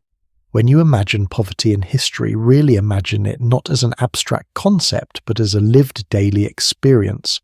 What does it look like to you? Because what strikes me most about the mudlarks is not the dramatic suffering. It is the ordinariness of it. The way extreme deprivation becomes over time simply the shape of a life. The 8-year-old girl Mayhew interviewed was not experiencing her situation as a crisis. It was simply Tuesday morning. The tide was going out. Time to go to work. That normalization of impossibly hard circumstances, the way human beings adapt and accommodate and continue, I find it both deeply moving and deeply disturbing at the same time, and I think it is important not to romanticize it, not to describe these children as plucky or resilient in ways that let us admire them from a comfortable distance, without sitting with the harder question underneath, which is what kind of city allows this? What kind of city looks at an 8-year-old wading through mud in the cold and thinks that is an acceptable arrangement? London in the 1850s was the largest, wealthiest, most powerful city in the world, and on its riverbanks barefoot children were searching through silt for pieces of coal. The objects the mudlarks collected tell their own story. Coal was the primary target, small fragments that had spilled from the constant barge traffic that kept the city heated and functioning. A mudlark who collected enough coal could sell it to local households or small traders who had no access to the main coal merchants. Copper nails and iron bolts from boat repairs were also valuable, sold to marine suppliers or scrap dealers. Rope, even waterlogged rope, could be dried and sold for reuse. Bones in the Thames had an abundance of them from centuries of butchery waste dumped into the water, were sold to bone dealers who processed them into fertilizer or button material. The mudlark was in the most literal sense a recycler. a scavenger in the ecological sense of the word, performing the essential function of extracting value from what everything else had discarded. Occasionally they found something else entirely. Coins usually too corroded to be worth face value, but worth something to a scrap dealer. Sometimes a piece of jewellery, sometimes an object whose origin and value were beyond what an 8-year-old working the river could assess, and which likely passed through several hands before anyone understood what it was. There is a specific irony in the history of mudlarking that I find genuinely remarkable. The objects that Victorian mudlarks picked up, evaluated, and either kept or discarded as worthless. The Roman coins, the medieval pilgrim badges, the Tudor knife handles, are today among the most prized finds in British archaeological history. Museums across the United Kingdom hold objects that were pulled from the Thames mud by anonymous hands in the 19th century. The people who found them did not know what they had. They were not looking for history. They were looking for anything that would buy bread. And yet they were entirely without intending to be the first archaeologists of the Thames foreshore, the first people to systematically search that particular archive, the first to hold those objects in living hands since whoever had dropped them centuries before. There is something unexpectedly beautiful in that, something that speaks to the way history has a habit of passing through the hands of the people least equipped to recognize it. The mudlarking tradition did not end cleanly. There was no single moment when the last mudlark walked off the Thames foreshore and the practice simply stopped. It faded the way most things fade gradually, with the slow improvements in social welfare legislation, the introduction of compulsory education in England in 1870, the growth of other forms of unskilled labour that paid better and required less exposure to the elements.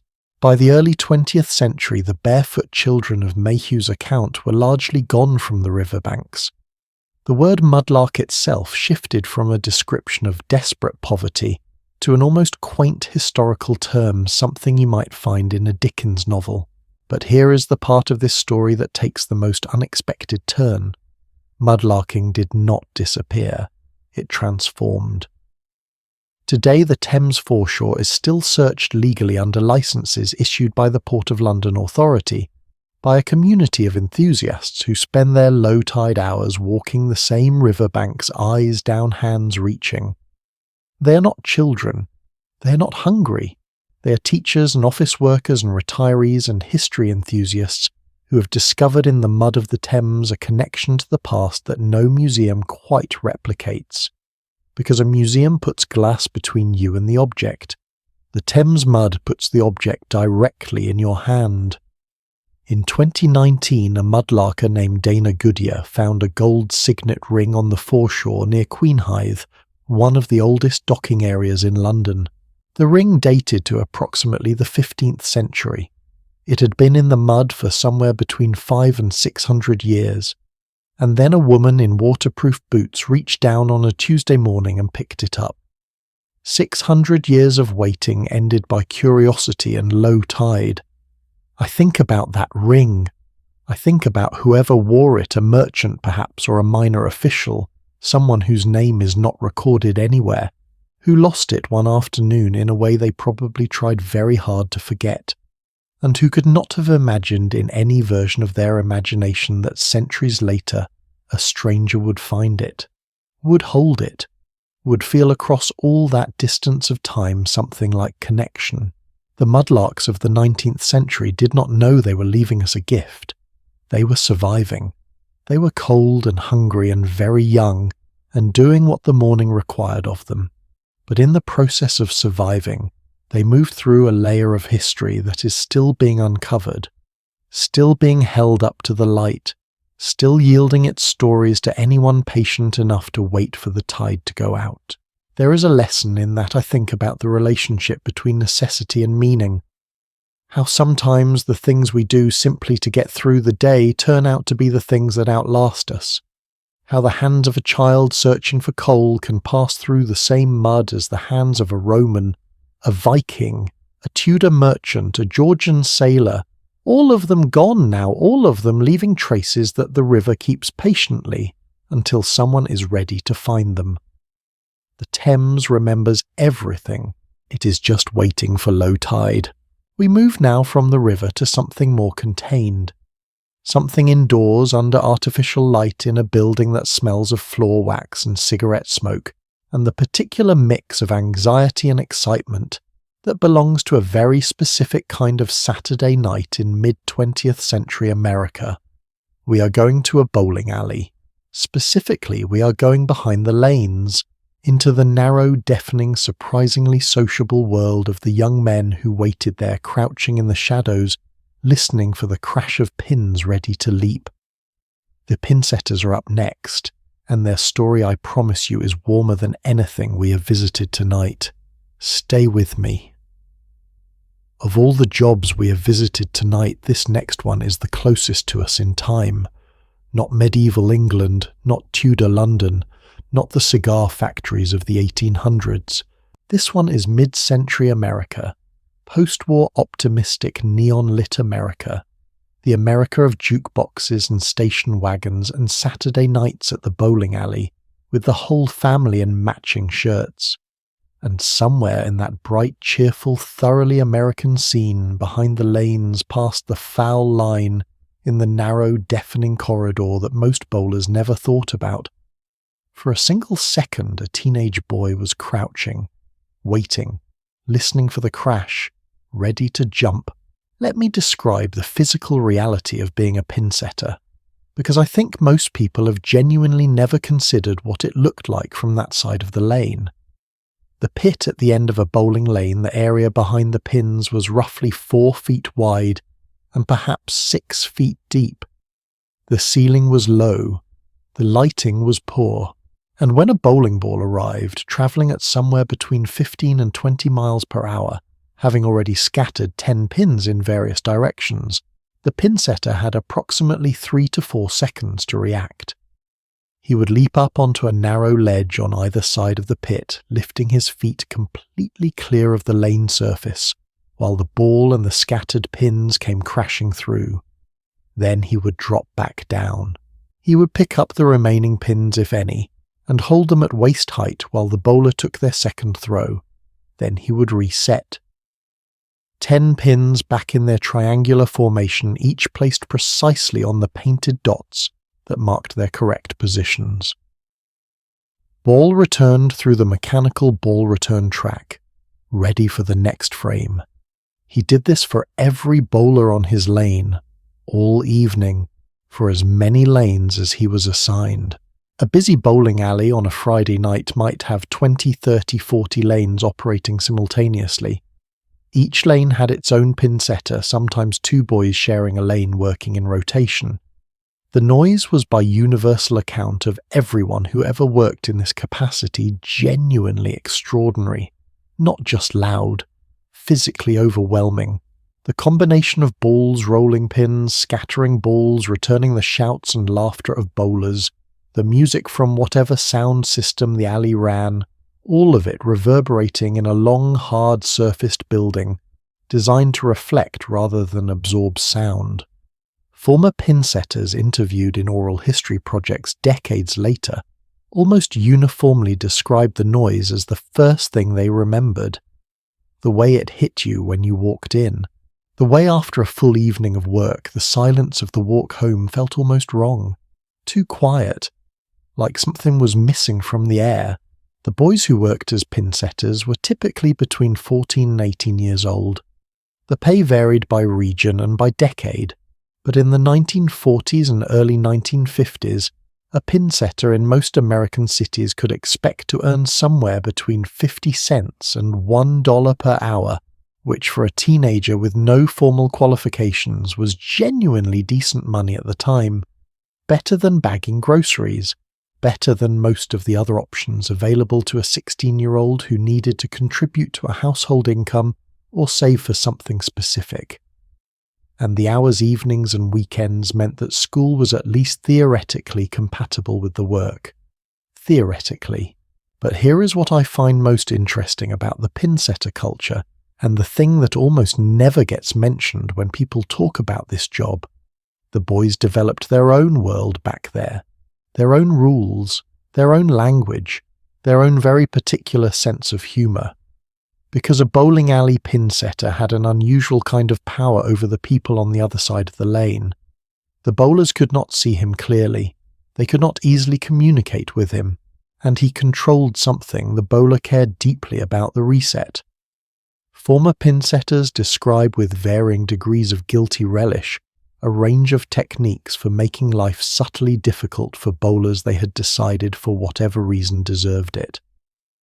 A pin placed very slightly off its mark, not enough to be obviously wrong, but enough to affect how a ball tracking into the pocket would deflect.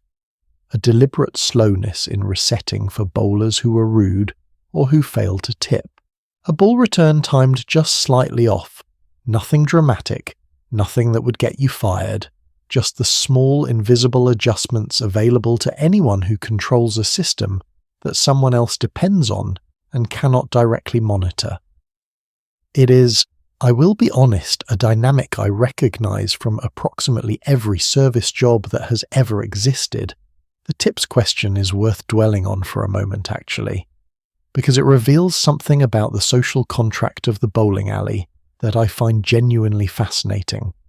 Tipping a pinsetter was not universal. It was not formalized, but it was understood in the way that many things in American working culture are understood without being spoken, that a bowler who was having a good night, or who wanted good service, or who simply respected the person doing the work, would slide a coin or a small bill down the ball return at the end of the evening.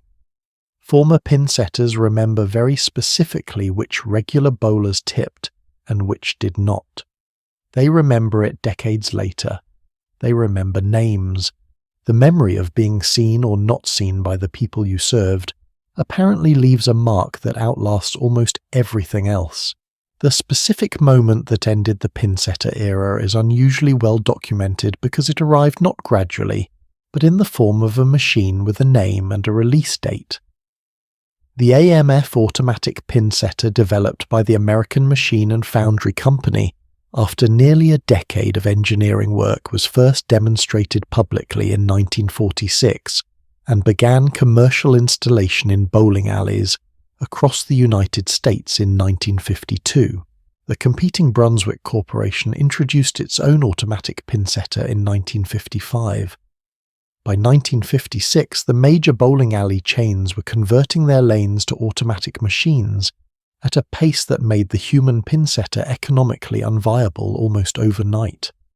Not because the boys were doing poor work, not because anyone was dissatisfied with the service, but because a machine that never got tired, never asked for a tip, never placed a pin slightly off-centre for a rude bowler, and never required a Friday night off was simply cheaper. The conversion was essentially complete in most major American cities by the early 1960s.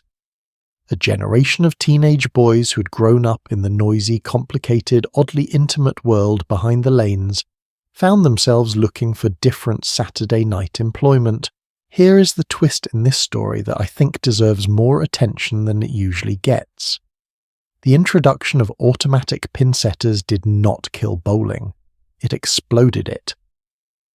Before automation, bowling alleys were limited in how many lanes they could operate by the simple arithmetic of available pinsetters. You needed 1 or 2 boys per lane per evening. Finding scheduling and managing that many teenage workers was a genuine operational constraint. With automatic machines, a single bowling alley could operate 60, 80, 100 lanes simultaneously, with a fraction of the staff. The cost per game dropped. The availability of lanes increased dramatically. Bowling, which had been a reasonably popular working-class pastime, transformed in the late 1950s and 1960s into a genuine mass leisure phenomenon. By 1963, there were over 11,000 bowling establishments operating in the United States. The sport that the pinsetters had served hand by hand and frame by frame became more popular than ever, precisely because the pinsetters were gone. There is something in that which I find quietly melancholy. even as I acknowledge the logic of it. The people whose labour built the culture were removed in order for the culture to grow, and it did grow, and they were not part of it anymore. I spoke to a man once, this was years ago, at a community event who had worked as a pinsetter in Cincinnati, Ohio, in the early 1950s. He was in his late 70s at the time, and when I asked him what he remembered most about the job, he did not mention the noise first, the way most people do. He said, "I remember the other guys." He said there were 6 of them who worked the same Friday and Saturday nights, spanning maybe 8 lanes between them. He remembered their names. He remembered specific evenings, a moment when one of them did something that made all 6 of them laugh so hard they could hear each other over the noise of the lanes. He could not remember 60 years later what the funny thing had been, but he remembered laughing. He remembered it as one of the better feelings of his young life, crouching in a loud, dark pit behind a bowling lane not yet 20 years old, laughing with his friends at something that is now lost to time. I think that is what jobs are in the end. Not the task, not the wage, but the people who are there with you, and the moments that belonged only to that place and would not have existed anywhere else. From the bowling alleys of mid-century America we make one more journey tonight. Back across the ocean, back into the dusk, back to the streets of the old cities, Edinburgh, London, Paris, Boston, where every evening for more than 200 years, a solitary figure moved through the gathering dark with a long pole and a small flame, lighting the lamps, one by one, street by street, until the city glowed. The Lamplighter is almost here, and his story, I have been saving it, if I am honest, because it is the one that moves me most, is worth every minute of the wait. Stay with me. There is a particular quality of light that no longer exists in any city on earth. It flickered. It moved not dramatically, not violently, but with a kind of slow living pulse, the way a candle moves when someone walks past it in a room. It cast shadows that swayed rather than stood still. It turned the cobblestones amber and made the fog when the fog rolled in glow from within rather than simply thicken. It was gaslight. And for roughly 100 years from the early 1800s, until well into the 20th century in some places, it was the light that defined what a city looked like after dark. Not the flat blue-white certainty of electricity. Not the aggressive brightness of the modern street lamp that makes midnight look like noon. Something softer, something that made the darkness and the light partners rather than opponents. And the person responsible for bringing that light into existence every single evening on every single street was a figure so woven into the fabric of urban life that poets wrote about him, children loved him, and when he finally disappeared, the cities he had served did not quite know what to do with the absence. Gas street lighting came to London first, and it came earlier than most people realise. The first gas lamps on a public street in the world were lit on Pall Mall in London on the 28th of January 1807. The engineer behind the installation was a German inventor named Friedrich Albert Winzer, who had anglicised his name to Frederick Winzer by the time he stood on that London street, and watched his lamps ignite one by one in the winter dark. Spectators gathered. There are accounts describing people reaching toward the flames not to touch them, but simply from the instinct to make sure they were real. A street that had been dark since the beginning of human habitation was for the first time genuinely reliably lit. The world did not end. The gas did not explode. The light simply held. Within a decade, gaslighting was spreading to cities across Britain and then across Europe and the United States. And with every new lamp installed, the need for someone to tend it grew. The lamplighter's day, or rather his evening, followed a rhythm so precise it became a kind of clock for the neighbourhoods he served. He carried a long pole, typically between 6 and 10 feet, with a small oil-soaked wick at one end that he kept burning throughout his rounds. In the earliest gas lamp systems, he used this flame to ignite the gas, manually reaching up, turning the valve, touching the flame to the jet. Later improvements added automated igniters, but the lamplighter still needed to make his rounds to turn the valves and confirm each lamp had caught. He worked a specific route, his route assigned to him, learned by heart over years, until he could walk it in total darkness if necessary, which occasionally he did. He knew every lamp on his circuit. He knew which ones had sticky valves. He knew which ones sat under a tree whose branches deflected the wind in ways that made the flame behave unexpectedly. He knew over time the windows and the faces of the houses he passed. The family that always had supper at the table by the front window. The old man who sat in the chair by the fireplace every evening at the same hour. The child who pressed her face against the glass to watch him work. That child, that specific image of a child watching the lamplighter from a window, brings me to the moment in this story that I have been thinking about since I first planned this series. Robert Louis Stevenson was a sickly child. He was born in Edinburgh in 1850, and for most of his early childhood he was confined indoors for months at a time, too ill to attend school regularly, too fragile for the outdoor life other children took for granted. He spent a great deal of time at windows, watching the street. And one of the things he watched every evening of his Edinburgh childhood was the lamplighter making his rounds. In Edinburgh, the lamplighter was commonly called a leery, a word whose origin is slightly mysterious but whose sound is perfect, I think you will agree. Leery. Stevenson wrote a poem about him included in his collection A Child's Garden of Verses, published in 1885. The poem is short enough that I want to describe it rather than reproduce it, but the heart of it is this. A small boy watches from his window as Leery moves through the street below, lighting the lamps one by one, and the boy imagines earnestly, hopefully, that Leery sees him in the window. That out of all the dark windows on the street, Leery notices the boy watching, and waves. That is the whole poem. A child hoping to be noticed by the man who brings the light. I've read a fair amount of poetry in my life. I'm not sure I've ever found a simpler or more complete description of what it feels like to be small and housebound, and watching the world move on the other side of the glass. Stevenson gave us that image. And the lamplighter, the real Leery who walked those Edinburgh streets while a young boy pressed his face to the cold glass, gave Stevenson the poem. By the mid-19th century, a large city like London employed several hundred lamplighters. Each man was responsible for a district typically between 50 and 150 lamps, depending on the density of the area.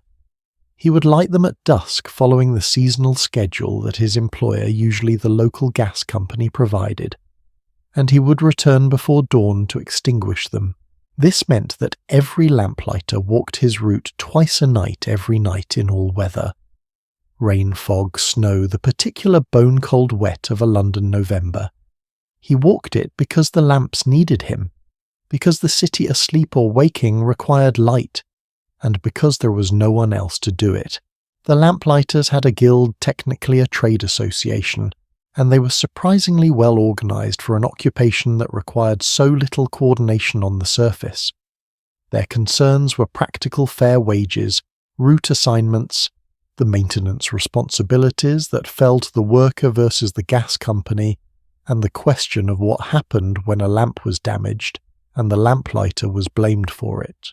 They also, according to records from the Metropolitan Gas Referees in the 1860s and 1870s, concerned themselves with the question of respect. Several formal complaints were filed by lamplighter associations, objecting to language used by supervisors, objecting specifically to being spoken to in ways that did not acknowledge the skill and knowledge required by the work. I find that detail quietly remarkable. These were men who walked through fog with a flame on a pole, and they filed formal complaints about being disrespected. They knew what they were worth. Now here is the question I want you to sit with for a moment. When was the last time you noticed a street lamp, not glanced at it? not walked under it, but actually noticed it, thought even briefly about where the light came from. I ask because I think we have inherited from the age of electricity a particular kind of blindness to artificial light. It is simply there. It has always been there as far as most of us are concerned. It turns on when we flick a switch or walk under a sensor. It requires nothing of us, and apparently nothing of anyone else. But for 100 years, every lamp in every city on Earth required a human being to tend it, required someone to walk to it every single evening in the dark and deliberately choose to bring light into that specific corner of the world. That was not a small thing. It was in a very real sense an act of care, repeated night after night by someone whose name you did not know, but whose work shaped the texture of your city. The gas lamplighters began to disappear with the spread of electric street lighting in the late 19th and early 20th centuries. The transition was not instantaneous. Gas lamps remained common in many British cities well into the 1950s, and some areas of London retained working gas lamps even longer. The last large-scale lamplighter workforce in London was still active in the 1950s, and the moment their work ended, the specific documented moment came in stages as electric conversion moved district by district. There are oral history accounts of lamplighters describing their last night on a route that was being converted, of walking it one final time, lighting lamps they knew would be removed and replaced within weeks, going through the motions of a job that had already technically been made redundant. One account that I find particularly affecting, recorded by a historian of London street life in the 1970s, from a man who'd been a lamplighter in Islington, describes the final night simply. He said, "I lit them because they were there. I lit them because that was what you did. You lit the lamps. That was the job." He said he walked home that last morning and could not sleep. Not from grief exactly, more from the strangeness of it, the feeling that something which had been the organising principle of his evenings for 23 years had simply ended. The lamps were still there that morning. They would be gone by spring, and no one was coming to light them again. There is a small number of gas lamps still operating in London today. Roughly 1,500 of them maintained by a team of technicians who visit each lamp on a regular schedule, a direct unbroken line of descent from the lamplighters who walked those same streets 2 centuries ago. They are a heritage designation now, protected, preserved not because they are practical, but because the city in one of its wiser moments decided that some things are worth keeping simply for what they mean, for the quality of light they cast, for the flicker, for the living pulse in the dark. I think that was the right decision. I think there is something important in a city that chooses to maintain one small corridor of the past, not as a museum, but as a presence, as a reminder that light was not always certain, that someone had to choose to bring it, every night, without exception, because the streets needed it, and because you were there. We're almost at the end of our journey tonight. Just one more stop, and I have saved the strangest one for last. Not strange in a dark way, we've had enough darkness tonight, I think. Strange in the way that makes you tilt your head and say, wait, that was a real thing. People actually paid for that, they did. In the inns and taverns and roadside lodging houses of medieval and early modern Europe, sharing a bed with a stranger was not unusual. It was standard practice. And in certain establishments there was a person whose specific job it was to be that stranger, to get into the bed before you, to warm it, to make sure you did not sleep alone.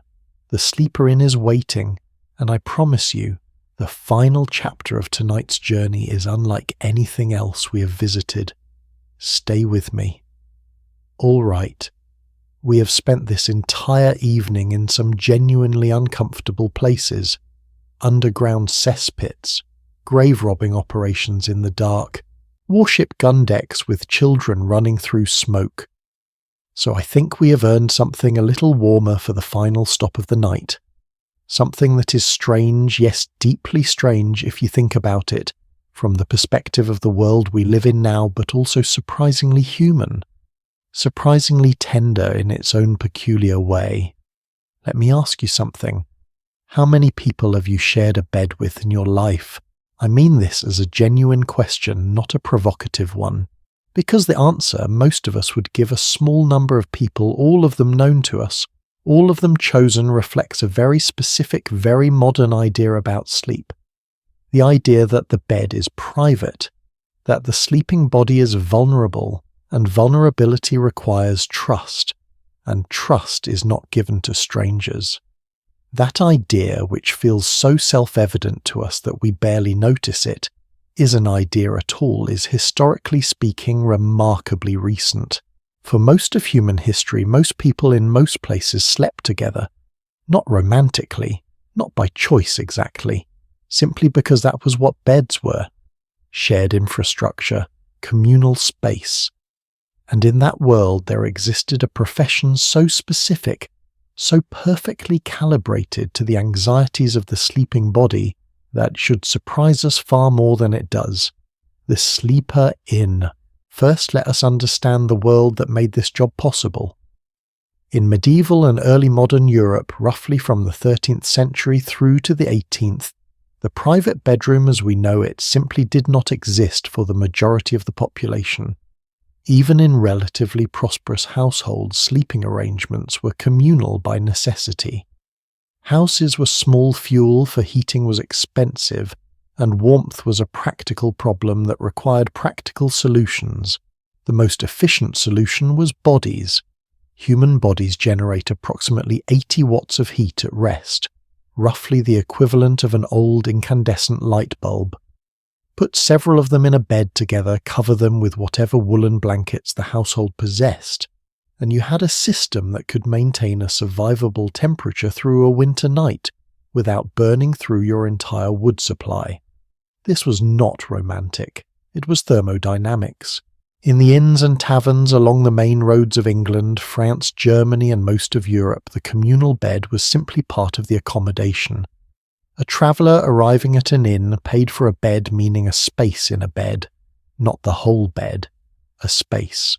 And if the inn was busy, which on a main road it usually was, that space might be shared with 1, 2, or 3 other travellers, all of them strangers, all of them equally tired, all of them simply wanting to be horizontal for a few hours before the road continued. This was documented matter-of-factly and without apparent distress by travellers throughout the medieval and early modern period. Samuel Pepys, the great English diarist whose journals from the 1660s give us an extraordinarily vivid picture of everyday life in Restoration England, described sharing beds with strangers on multiple occasions during his travels. He noted the experience with the same tone he used to describe a mediocre meal or an inconvenient rain shower. It was simply a thing that happened. You got into the bed. There was another person in it. You said good evening, or perhaps you did not, and you went to sleep. In the morning you continued on your way. That was it.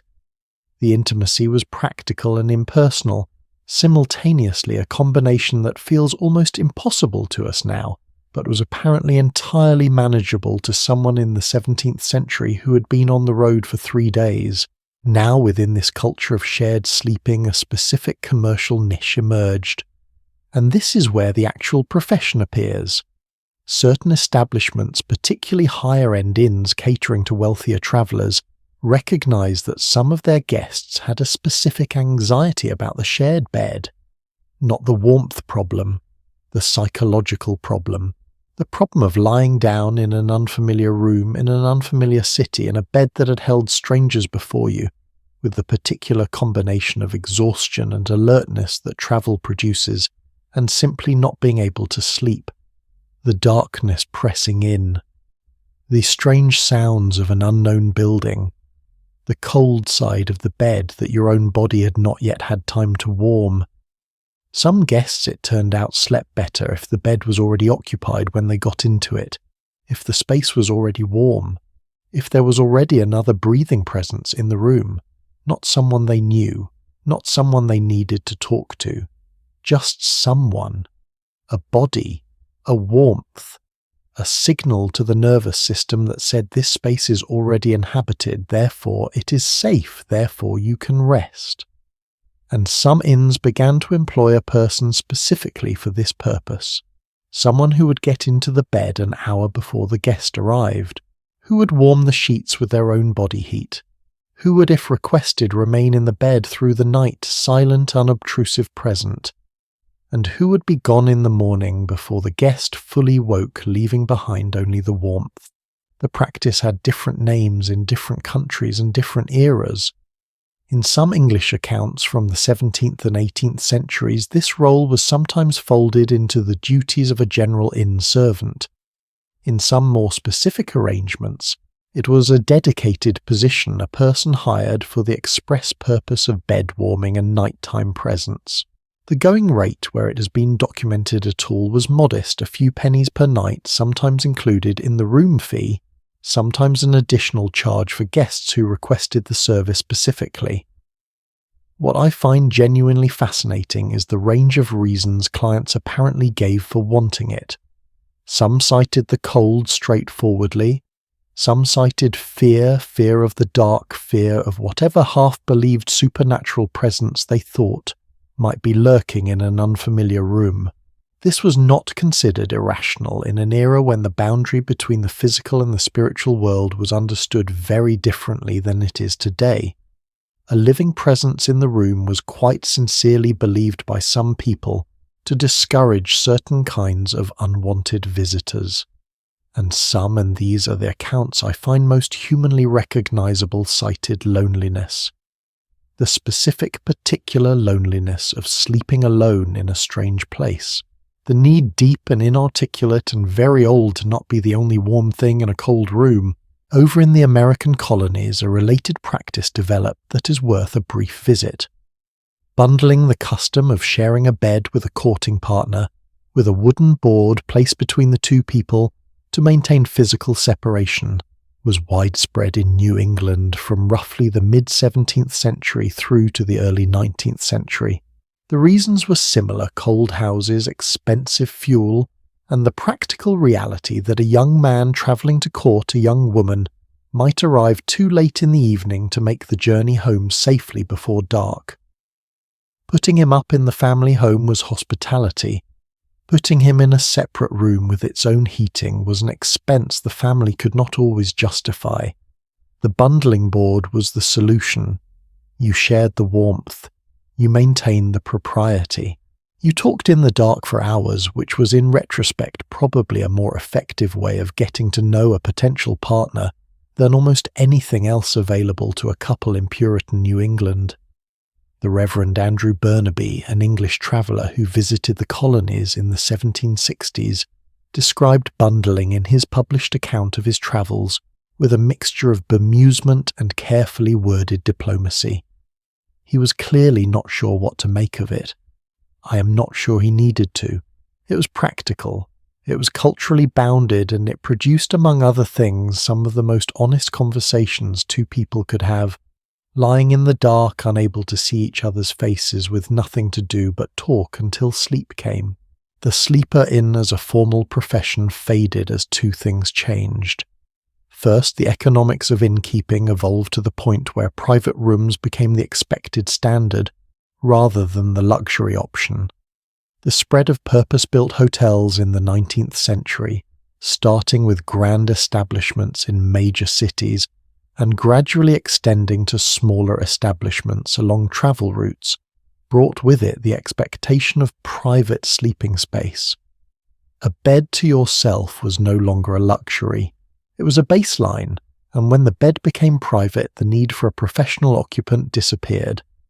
Second, and I think this is the deeper change, our understanding of the sleeping body as private became cultural bedrock. We stopped seeing sleep as something that happened communally, and started seeing it as something that happened alone or at most with a chosen intimate partner. The idea of a stranger in your bed became something to be alarmed by, rather than something to be arranged. Privacy became the organizing principle, and with it the sleeper inn became not just unnecessary but unimaginable. And yet, I want to offer one small gentle observation before we close this final chapter. The need that the sleeper inn was answering has not gone anywhere.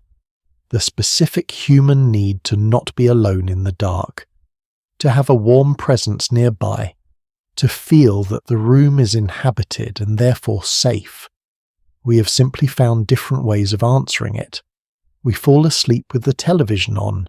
We put on podcasts or audiobooks or perhaps videos just like this one. A voice in the dark that says you are not alone in this room. Someone is here, the night is safe, you can rest now. We have replaced the warm body with sound, with light from a screen, with the digital equivalent of someone sitting beside us until we drop off.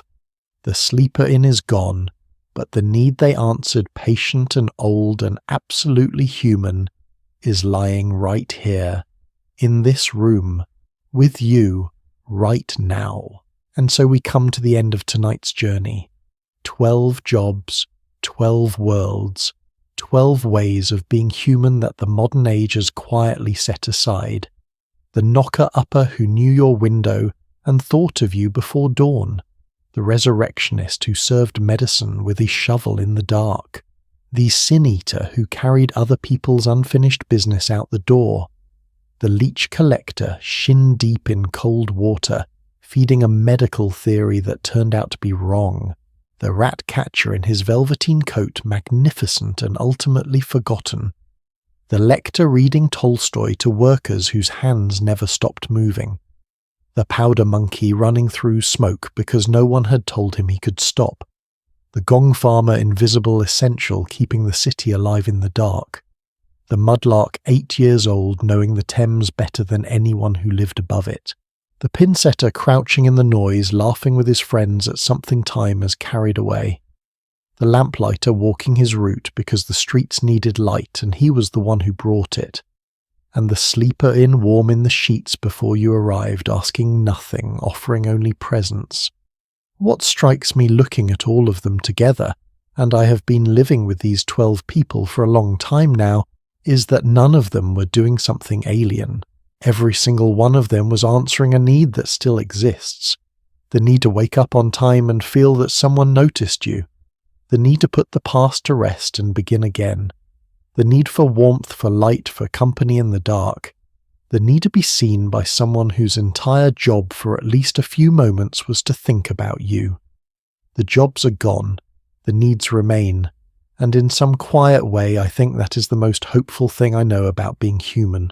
We have always found someone to fill the dark. We have always found a way to bring the light. Thank you. Genuinely, from somewhere I do not entirely have words for thank you for spending this time with me tonight. If you made it all the way here through all 12 parts of this journey, I want you to know that I did not take that lightly when I was writing it. I thought about you, the person who would be lying in the dark listening, the person who needed a voice in the room, and I really tried to give you something worth staying awake for. If any part of tonight moved you or made you laugh or made you think about something you had not thought about before, please leave me a comment below. Tell me which story stayed with you. Tell me which job surprised you most. Tell me where you are in the world right now listening to this and what time it is. I read every single one.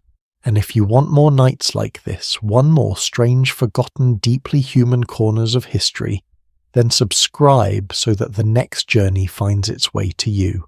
There are so many more stories waiting, so many more people history has quietly set aside who deserve to be remembered.